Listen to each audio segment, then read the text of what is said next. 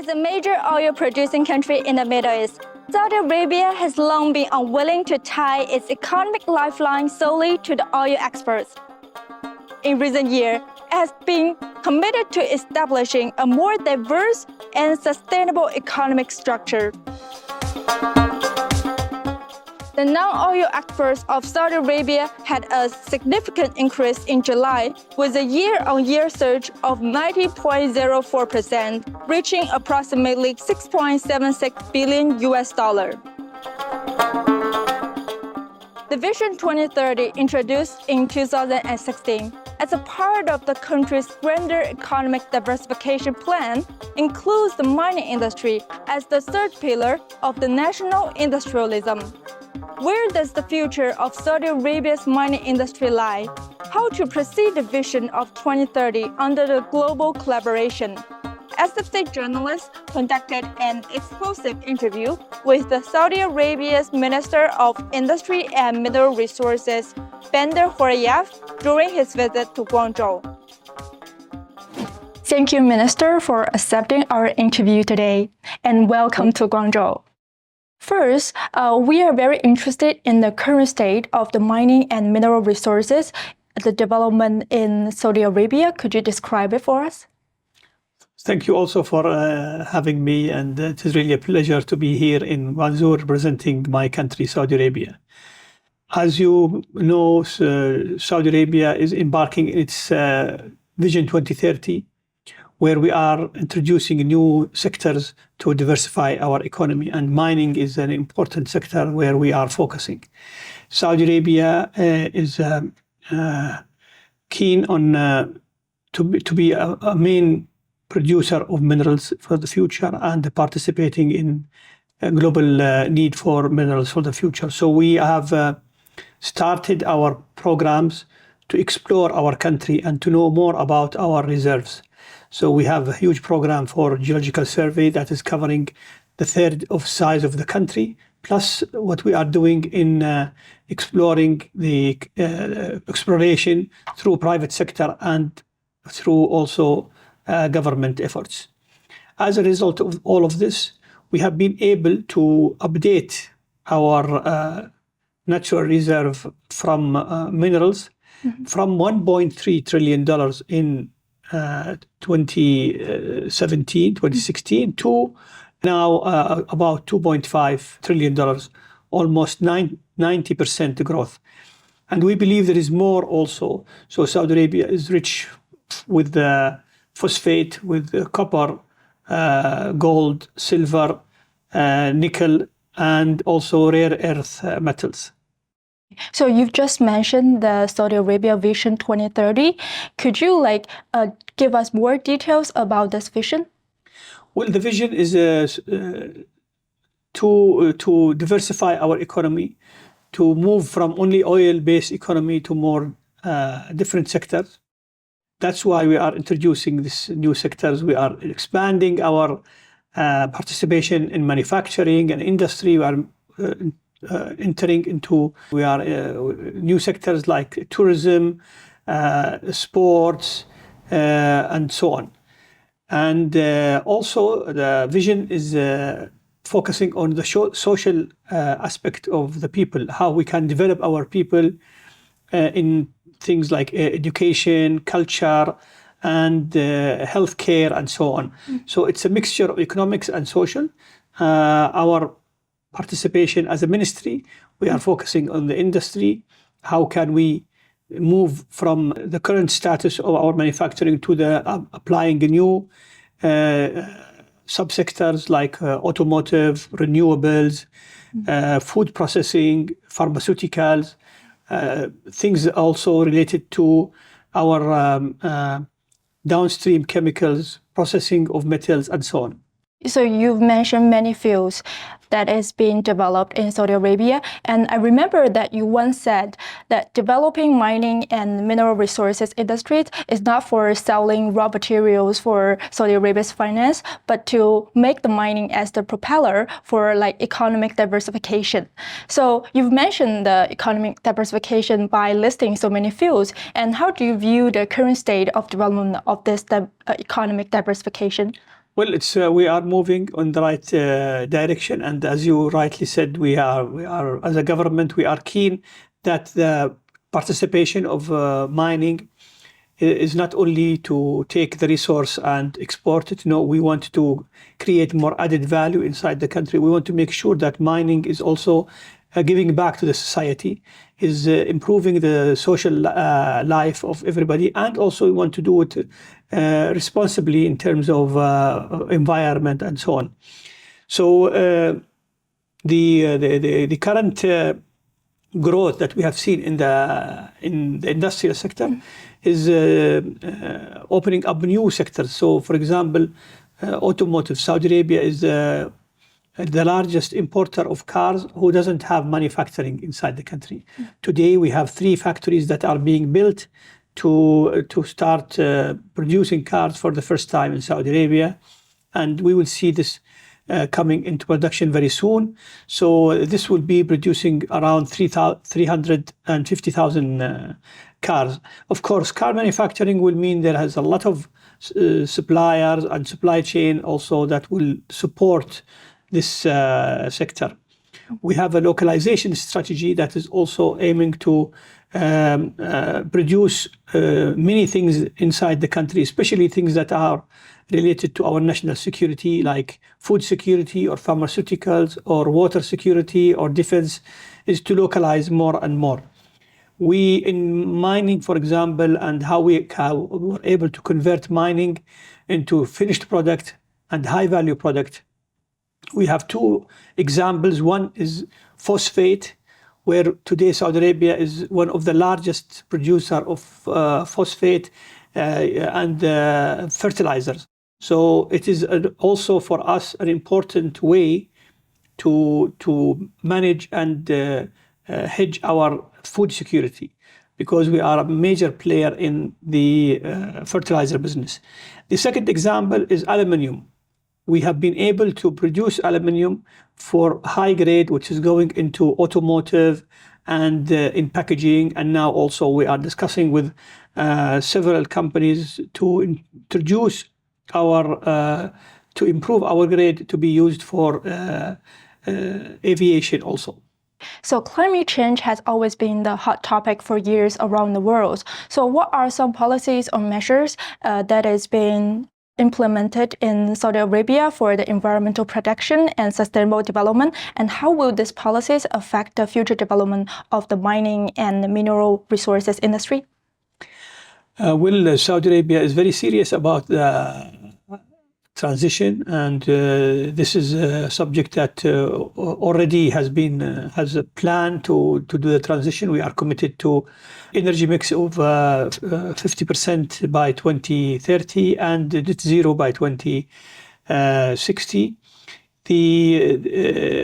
Every licensing now for new installation, for new has a lot of emphasis on ESG. Especially in mining and in large corporations. We are incorporating also different initiatives to ensure that we are moving in the right pace. So the Green Middle East Green Initiative, the Saudi Green Initiative, this is all moving towards helping the transition to be successfully conducted by the time frame that we have set.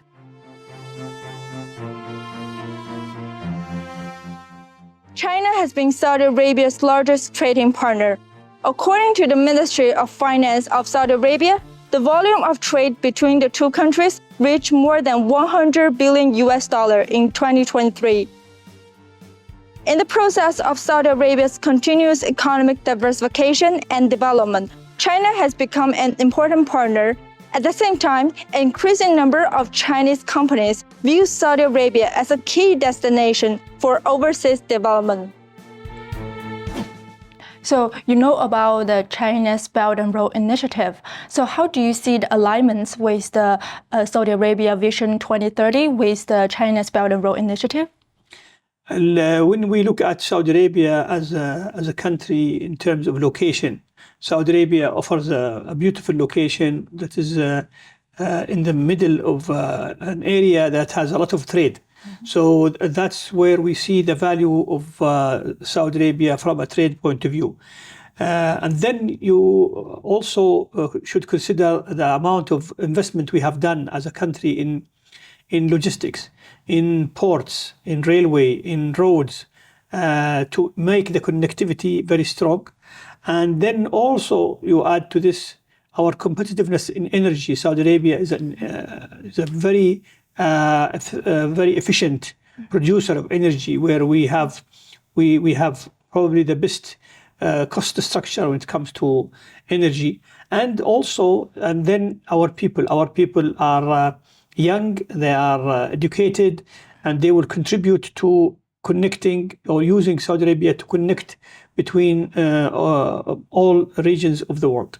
Okay, so how do you evaluate the current state of the new energy sectors, the energy transition plan in Saudi Arabia? Are they have conflict with the mining industry? No, it is on the contrary. I think today Saudi Arabia, also in mining, for example, we are trying to focus on producing green metals. So we would like to have most of our production in the different metals to be using green energy. We have doing a lot of projects through the Ministry of Energy for renewables. So the latest project that has been awarded in the last 12 months alone show a very competitive structure of pricing through renewables in solar and in wind. So this is not going to conflict. It is going to complement. It is going to make Saudi Arabia compete in the future for being a producer of metals with green energy. So we already know there is a lot of cooperation between Saudi Arabia and China in solar. So what will be some potential future cooperation in this field? We are encouraging players in the field of solar panels, for example, in the field of renewable energy, to produce locally. So that our program now for transition is also focusing on localization. We want to have the products being manufactured and delivered to Saudi Arabia from Saudi Arabia. So the boom of the Chinese enterprises in the Middle East has continued. And what other diverse opportunities will be in the Middle East for Chinese enterprises? I think this is a great question. I think today China has shown great progress in terms of automation, in terms of introducing new technologies, new innovation. I think this is a great opportunity. And I believe that more and more technologies will be coming from China, will be very much used in countries like Saudi Arabia. Saudi Arabia is a small population, so only 37 million. But we have a lot of dreams and ambitions. And for us to do more, we need to invest in technology. So I believe that Chinese companies will advance in technology, will find a great place to invest in Saudi and to bring their technology in Saudi. Also, Saudi Arabia will be a very good candidate to try new technologies. So now people who are coming up with new technologies, they want to test this technology somewhere. So Saudi Arabia could be a great place to test technologies. So in the areas where we are very strong, like oil and gas or petrochemical or mining, or even in some of the technologies that are needed for water desalination or food processing. So in summary, I think the future is to cooperate in technology and innovation. Okay, so do you think that Chinese enterprises going to the Middle East or we can say Saudi Arabia, are they offering more jobs there? And are the local governments giving them more convenient policies? I believe it is a combination of all of these things. When we try to attract investment in Saudi Arabia, of course, we want the FDI, we want the investment. But most importantly, we want also the know-how, that the technology, the synergy that can be brought between our, for example, raw material that we can use with technology, and then do the processing in Saudi Arabia and then export to other countries. So this is where we look at how can we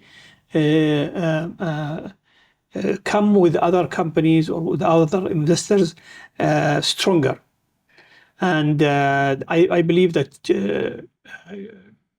Chinese companies can offer these kind of things. I think jobs are important, but it's not the most important for us, because of our population also is not a large population. I think we are looking for technology, we are looking for partners for long term, we are looking for companies who can utilize our natural resources better and can create the quality job for our people. Okay, so it's your first time here in Guangzhou? It is my first time in Guangzhou, but I have visited China many times. Okay, so how do you feel about Guangzhou, or we can say the Greater Bay Area right now? It's a beautiful place. I wish I have more time to spend. So it's a very short visit, but next time I will spend more time. I think it is a great example of how you can mix industrial development with a nice life and green also city and livable city. It is also inspiring to see how Guangzhou attracted many entrepreneurs and innovation and technology. So we wish you all the best in Guangzhou. So during this visit, do you find any further cooperation can be made between Guangzhou and Saudi Arabia? Definitely. We met with a lot of private sector. I think all of the companies we have met have showed interest, or they already have projects to think about. We have also met with the Chamber of Commerce here, and also we have agreed to create a channel of providing information and knowledge transfer and so on, and helping. And also we have met different sites of manufacturing, and we also visited the free economic zone here. So it was a great visit, very short but very efficient. So do you think Guangzhou will have more cooperation between Saudi Arabia in terms of digital transformation, or just as you said, Saudi Arabia is trying to develop the automobiles, cars? No, I think it is more than automobile. It's more than that. As I said, the technology part is very important, and there is so many applications that can be utilized. So we have a team in our ministry working on two strategies that are relevant. One is the program called Future Factory Program. So we are trying to bring companies who offer solutions for automation and advanced manufacturing. And we have another strategy that is focusing on additive manufacturing or 3D printing. And we have seen some great companies here who can also help us in growing this market in Saudi. Since you've been to China for so many times, could you tell me one story that is very impressive for you in China? Yes, I can. One of my very interesting visits was traveling from Shanghai to Beijing. So every day we are going to a different city. So we stayed, I think, 11 or 12 days. Every day we are going to different city. So we go by car or train or plane. So it was great to see different part of China. Okay, thank you. Thank you for your patience and time for you. accepting our interview. Thank you very much.